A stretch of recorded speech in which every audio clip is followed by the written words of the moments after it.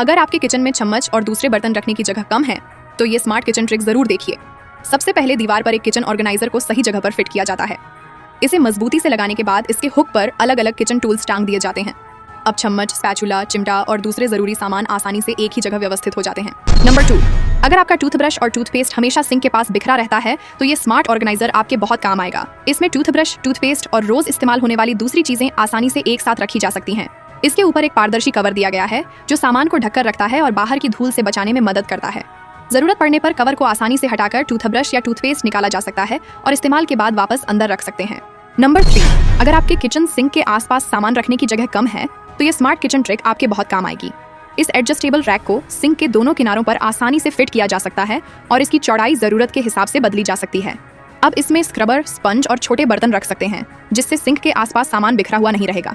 इसमें बने छेदों की वजह से धुला हुआ पानी नीचे सिंक में चला जाता है और सामान को सूखने में भी मदद मिलती है। यानी सिंक के आसपास की जगह का सही इस्तेमाल करके आप अपने किचन को ज्यादा साफ सुथरा और व्यवस्थित रख सकते हैं। नंबर 4, भुट्टे के दाने निकालने में अगर आपको काफी मेहनत लगती है तो ये स्मार्ट किचन ट्रिक जरूर देखिए। सबसे पहले भुट्टे के ऊपर से एक खास कॉर्न कटर लगाया जाता है जिसके अंदर तेज धार वाला गोल ब्लेड लगा होता है। अब भुट्टे को इस कटर के अंदर रखकर हल्के हाथ से आगे पीछे घुमाया जाता है। जैसे जैसे कटर भुट्टे पर घूमता है वैसे वैसे सारे कॉर्न के दाने आसानी से अलग होकर नीचे प्लेट में गिरने लगते हैं।